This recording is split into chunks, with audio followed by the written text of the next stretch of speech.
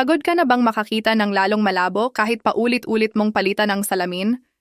Ito'y kwento na paulit-ulit kong naririnig sa aking klinika. Nakapunta ka na ba sa optalmologo? Inayos na ba ang grado mo? Nagbayad ka na ba para sa pinakamagagandang lente? At gayon pa man ang linaw ay hindi na bumabalik. Ang mga letra sa libro ay patuloy na naghahalo. Ang mga mukha sa malayo ay nawawala. At ang kumpiyansa mo sa pagmamaneho sa gabi ay nawawala. Milyon-milyong tao na mahigit 60 taong gulang ang kumbinsido na ang kanilang mga mata lang ang may kasalanan, na ito'y isang hindi maiiwasang hatol ng edad. Pero, paano kung sabihin ko sa iyo na ang tunay na ugat ng problema sa maraming kaso ay hindi sa iyong mga mata, kundi dito, sa iyong utak?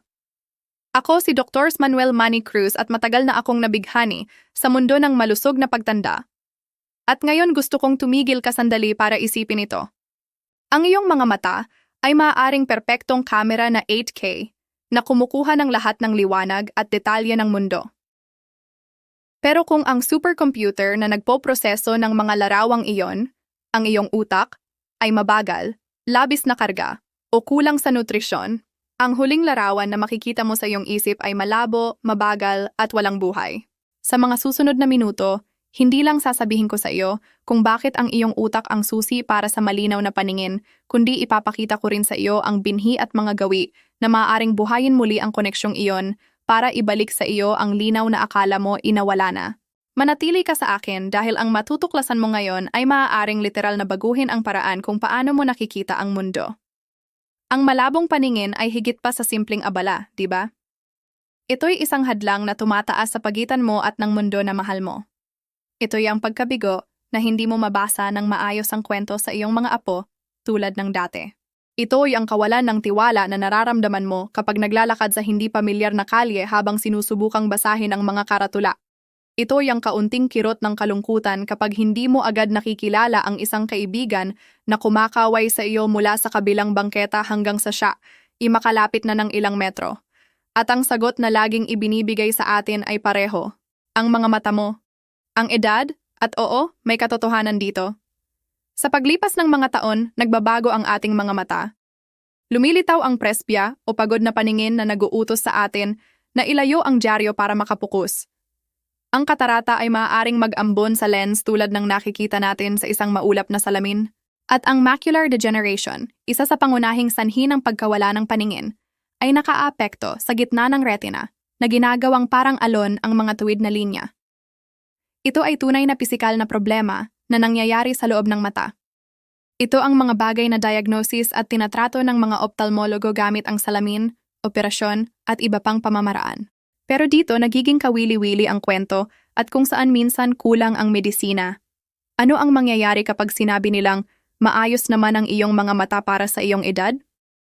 O kahit pagkatapos ng matagumpay na operasyon sa katarata o sa pinakamahal na lente ay nararamdaman mo pa rin na may hindi tama. Ano ang mangyayari kapag ang linaw ay pumapasok at lumalabas? Kapag nararamdaman mong mentally pagod at lumalala ang iyong paningin, o kapag nararamdaman mo lang na hindi na sumasabay ang iyong utak sa iyong mga mata. Ito ang sitwasyon na nararanasan ng libu-libong tao. Nagpupunta sila sa isang espesyalista patungo sa isa pa, nagpapalit ng salamin na iniisip na mali ang grado, at lumalaki lang ang pagkabigo. Nararamdaman nilang hindi nauunawaan, iniisip nila, kung maayos naman ang aking mga mata at bago ang aking lente, baka guni-guni ko lang ba ito? Baka nababaliw na ako? Ang sagot ay hindi. Hindi mo ito guni-guni. Nararanasan mo ang kabilang kalahati ng equation ng paningin, ang kalahatang matagal ng hindi pinapansin, ang kalahatang wala sa lens o retina, kundi sa bilyon-bilyong neuron na bumubuo sa iyong visual cortex. Dahil ang pagkakita ay hindi passive na gawain ng mga mata, ito ay aktibong proseso na lubhang komplikado at nangangailangan ng maraming enerhiya. Isang prosesong pangunahing nangyayari sa iyong utak. Isipin mo ito bilang isang koponan ng dalawa. Ang mata ay ang explorer, ang nagkukuha ng hilaw na data, liwanag, kulay, hugis. Pero ang utak ang analyst sa punong himpilan. Ito ang nagpapalit ng mga hilaw na data na iyon at ginagawang magkakaugnay at may kahulugan. Ito ang nagbibigay ng pangalan sa mga kulay, nakikilala ang mukha ng iyong asawa, kinakalkula ang distansya para maabot mo ang tasa ng kape nang hindi ito natapon, at hinuhulaan ang galaw ng isang sasakyan para makatawid ka ng ligtas sa kalye.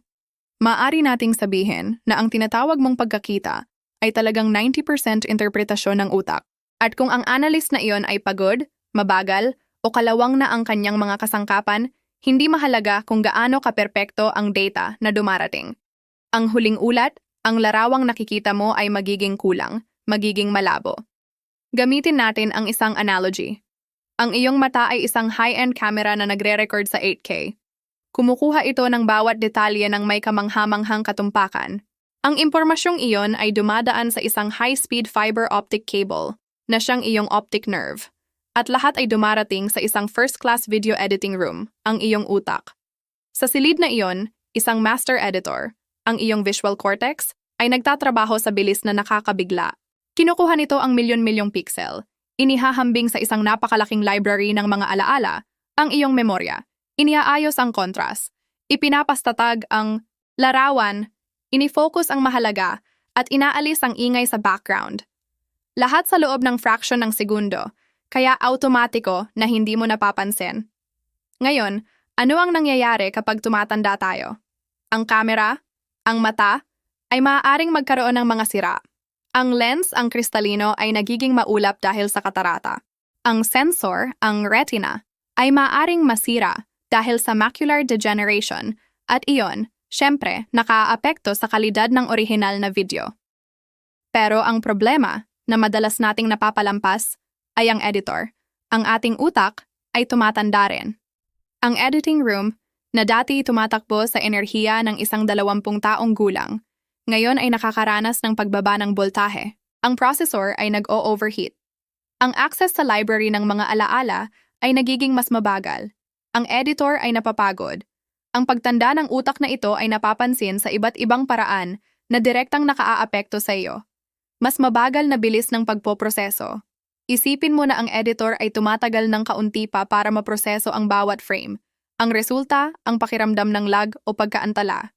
Parang mas mabilis ang galaw ng mundo kaysa sa kayang interpretasyon ng iyong utak. Napapansin mo ito lalo na kapag nagmamaneho o nanonood ng tennis match. Nakikita mo ang bola, pero hindi ito nirerehistro ng utak mo ng mabilis para maging malinaw. Parang isang malabong guhit, hirap sa pagtuon ng pansin. Ang utak mo ay master sa pag-filter. Sa isang silid na puno ng tao, pinapayagan kang mag-focus sa usapan na mayroon ka at huwag pansinin ang iba. Sa paningin, ginagawa rin nito ang pareho. Pinapayagan kang basahin ang isang linya ng teksto habang hindi pinapansin ang nasa itaas at ibaba. Sa pagtanda, bumababa ang kakayahang mag-filter. Parang lahat ay nakikipagkompetensya para sa iyong pansin. Sinusubukan mong basahin ang isang salita, pero ang katabi ay nakakasagabal na lumilikha ng pakiramdam ng gulo at malabong paningin. Mas mabagal na visual memory. Ang pagkilala ay pag-alaala. Kinikilala mo ang isang mansanas dahil agad na nakikita ng utak mo ang record ng mansanas sa database nito. Kung nagiging mabagal ang access na yon, may microsecond na pag-aalinlangan sa pagitan ng nakikita ng iyong mga mata at pagngalan ng utak. Sa sandaling iyon, parang hindi tiyak at malabo ang bagay, hanggang sa wakas ay makilala ito ng utak. Neuronal fatigue. Ang visual processing ay isa sa mga gawaing pinakanangangailangan ng enerhiya sa utak mo. Nilulunok nito ang glucose at oxygen. Kapag pagod, stressed, o dehydrated tayo, ang utak ay pumapasok sa energy-saving mode. At isa sa mga unang bagay na binabawasan ay ang high-definition visual processing na ito. Kaya mas masama ang paningin mo sa dulo ng isang nakakapagod na araw. Hindi ang iyong mga mata ang pinakapagod, kundi ang iyong utak na wala ng baterya para mag-edit pa sa 8K. Dito ang susi. Kung napunta ka na sa doktor dahil sa malabong paningin at walang makitang malinaw na sanhi sa iyong mga mata, o kung ang iyong bagong salamin ay hindi nakakasolve, kailangan mong isipin ang mga neurological na sanhi. Ang hindi maipaliwanag na malabong paningin na iyon ay maaaring senyales na kailangan ng tulong ang iyong utak. Siyempre, laging kailangang i-rule out ang seryosong medikal na kondisyon sa isang espesyalista. Pero kung maayos naman sa panig na iyon, oras na para tingnan ang utak. Ang magandang balita ay ang utak ay may kamanghamanghang kakayahang umangkop at ayusin ang sarili sa anumang edad. Tinatawag itong neuroplasticity at maaari nating pasiglahin ito. Maaari nating bigyan ang ating cerebral editor ng mga kasangkapan, enerhiya, at nutrients na kailangan nito para muling magtrabaho ng buong buo. Hindi ka nakatali na makita ang mundo ng malabo. Malapit mo nang matuklasan kung paano mo masisimulan ang pagpapalusog sa iyong utak para ibalik ang linaw sa iyong buhay. Nakita na natin na ang paningin ay isang teamwork sa pagitan ng mata at utak. Ngayon pumunta tayo sa mas masarap na bahagi, ang nutrisyon na nagpapakain sa koneksyong ito. Dahil kung gusto nating maging perpekto ang ating cerebral editor, kailangan nating bigyan ito ng pinakamagandang gasolina. Pero bago ko ibunyag ang ating pangunahing binhi, gusto kong maintindihan mo kung bakit napakalakas ng koneksyon. Ang mata-utak ay hindi metapora, ito ay pisikal at biochemical. Ang retina, ang layer ng mga cell sa likod ng iyong mata, ay hindi ocular tissue. Ito ay brain tissue. Ito ay direktang extension ng iyong utak na sumisilip sa mundo. Kaya kapag tinitingnan ng doktor ang likod ng iyong mata, literal na nakikita niya ang isang bahagi ng iyong central nervous system. Ibig sabihin, ang mabuti para sa utak mo ay mabuti para sa mata mo, at ang nakakasira sa utak mo ay nakakasira rin sa mata mo. Ang pamamaga, oxidative stress, kakulangan sa nutrients, lahat ay nakaaapekto sa kanila ng pantay. Sa loob ng maraming taon, ang pananaliksik ay nakatuon sa nutrients tulad ng vitamina A, pero ang modernong agham ay nagpakita ng mas malawak na larawan. Ngayon alam na natin na may ilang compound na may espesyal na affinity sa tissue ng retina at utak. Kabilang sa mga ito ang 3 omega-3 fatty acids, lalo na ang DHA. Isipin mo sila bilang mga high-quality na brick na ginagamit sa pagbuo ng mga pader ng iyong mga neuron at ng mga cell na kumukuha ng liwanag.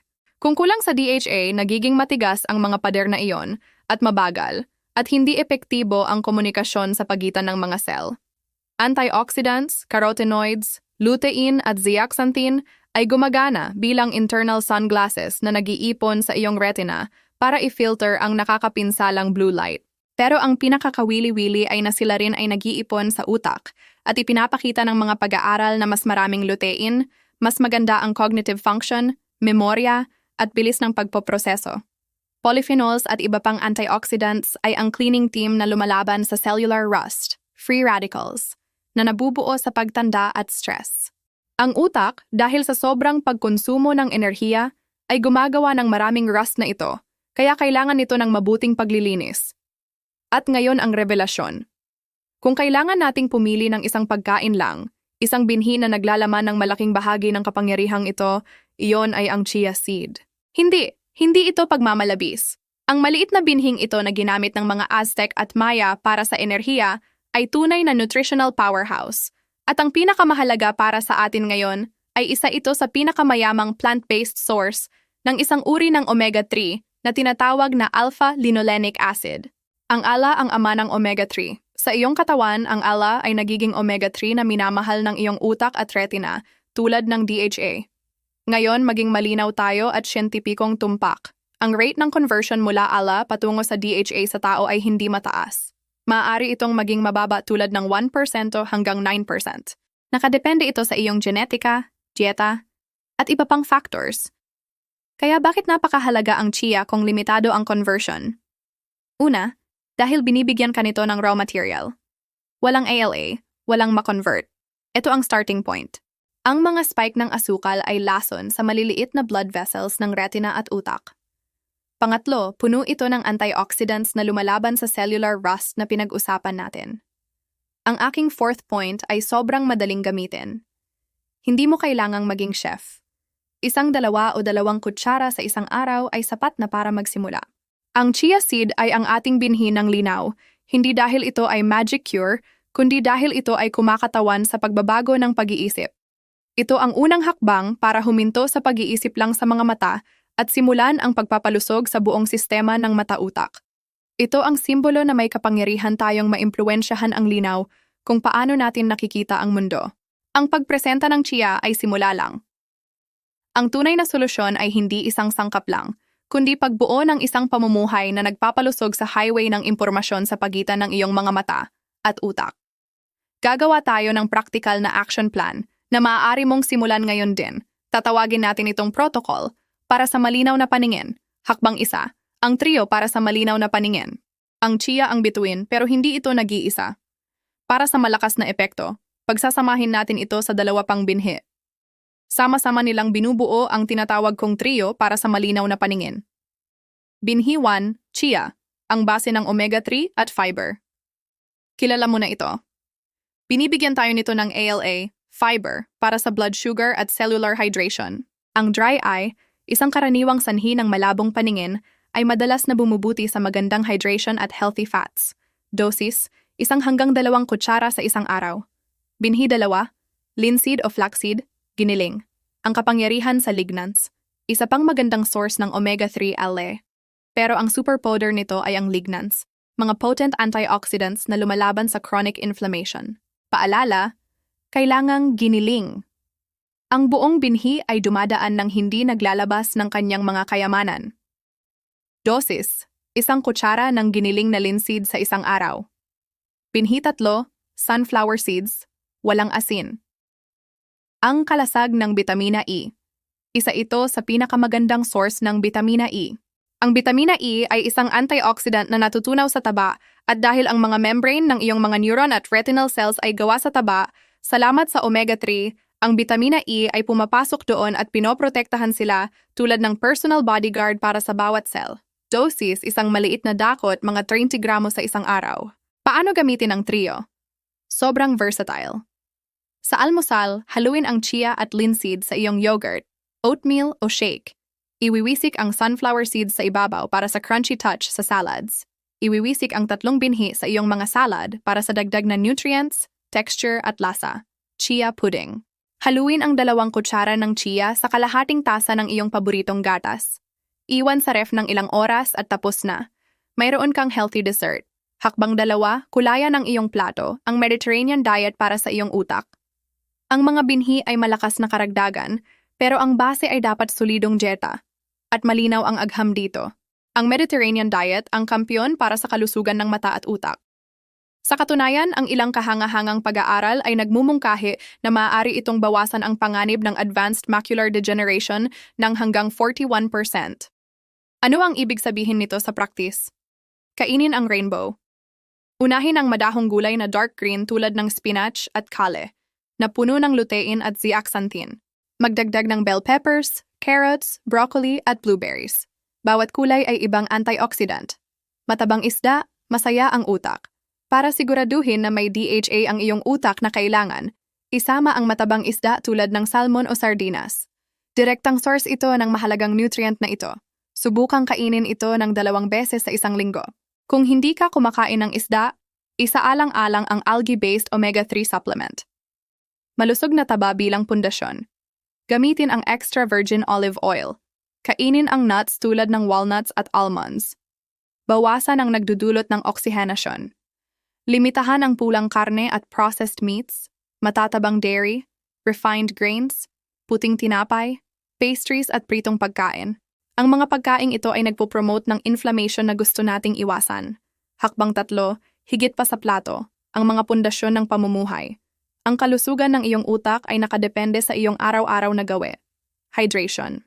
Ang utak mo ay 75% tubig. Kahit mild dehydration ay nakaaapekto sa iyong paningin at konsentrasyon. Uminom ng tubig buong araw. Restorative sleep. Ang tulog ay ang nighttime cleaning ng utak mo. Ito ang oras kung saan inaalis ang mga toxin. Unahin ang 7 hanggang 8 oras na dekalidad na tulog. Ito ay hindi negotiable. Paggalaw.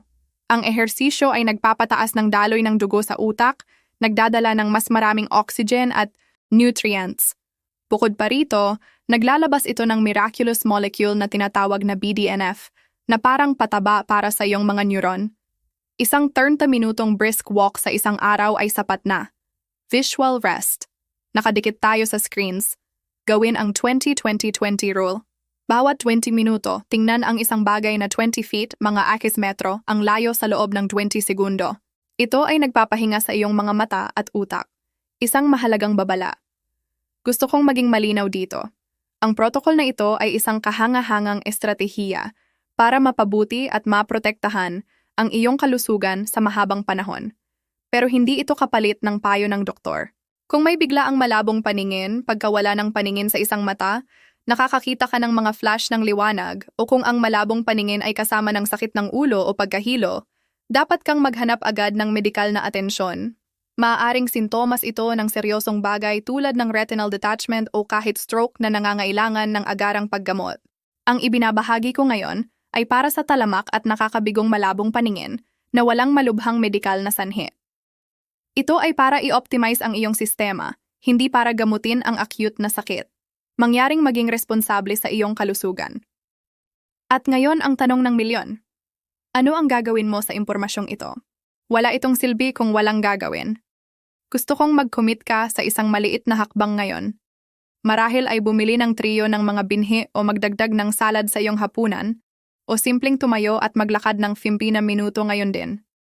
Bumaba sa comments at sabihin sa akin kung ano ang unang pagbabago na gagawin mo mula sa protocol para sa malinaw na paningin. Ang pagbabasa ng mga commitment ng iba ay nagbibigay inspirasyon at nagpapanatili sa atin na matatag. Sabihin mo rin sa akin ang iyong karanasan. Naka-identify ka ba? Ang pagbabahagi ng ating mga kwento ay nagpaparamdam sa atin na hindi tayo nag-iisa. Kung binigyan ka ng bagong pananaw ang impormasyong ito, ang pinakamagandang paraan para pasalamatan ako ay tulungan akong ikalat ang mensahe. I-like para makita ng mas maraming nangangailangan ang video na ito. At ang pinakamahalaga, mag-subscribe at i-on ang bell. Bawat linggo, lalalim tayo sa mga temang tulad nito na binibigyan ka ng science-based na tools para kunin ang kontrol sa iyong kalusugan. Naglakbay tayo mula sa pagkabigo ng isang malabong letra hanggang sa kamangha-manghang pagiging komplikado ng utak. Natuklasan natin ang posibleng salarin sa maraming malabong paningin, isang pagod at kulang sa nutrisyon na utak. Natutunan mo na nakakakita ka gamit ang iyong utak, hindi lang sa iyong mga mata, na ang iyong retina ay extension ng iyong utak at pareho silang nangangailangan ng parehong pag-aalaga. Ipinakilala ko sa iyo ang makapangyarihang chia seed at ang trio para sa malinaw na paningin bilang unang hakbang para mapalusog ang vital na koneksyong iyon. At gumawa tayo ng kumpletong plano na higit pa sa mga binhi, kabilang ang anti-inflammatory diet at mga gawi na nag-aayos sa iyong nervous system. Tandaan ang analogy. Ang iyong mga mata ang camera, pero ang iyong utak ang editor. Sa loob ng maraming taon, na-obsess tayo sa paglilinis ng lens ng camera, nang hindi napapansin na ang editor ay nagtatrabaho gamit ang kalawang nakasangkapan at walang enerhiya. Ngayon, nagbabago na iyon. Mayroon ka ng kaalaman at kapangyarihan para simulan ang pag-aalaga sa editor na iyon, bigyan ito ng pinakamagagandang materyales, pinakalinis na enerhiya, at pahinga na kailangan nito para muling gumawa ng obra maestra na siyang iyong paningin. Huwag tanggapin ang malabong paningin bilang hindi maiiwasang hatol. Ito ay isang senyales, isang imbitasyon mula sa iyong katawan para tumingin ng mas malalim, higit pa sa mga mata, at simulan ang pag-aalaga sa pinaka-extraordinaryong organ sa universo, ang iyong utak. Salamat sa pagsama sa akin. Ako si Dr. Manuel Manny Cruz, at ang aking hangarin para sa iyo ay mabuhay ka araw-araw nang may mas maraming kalusugan, mas maraming enerhiya, at isang perpektong malinaw na paningin. Kita-kita tayo sa susunod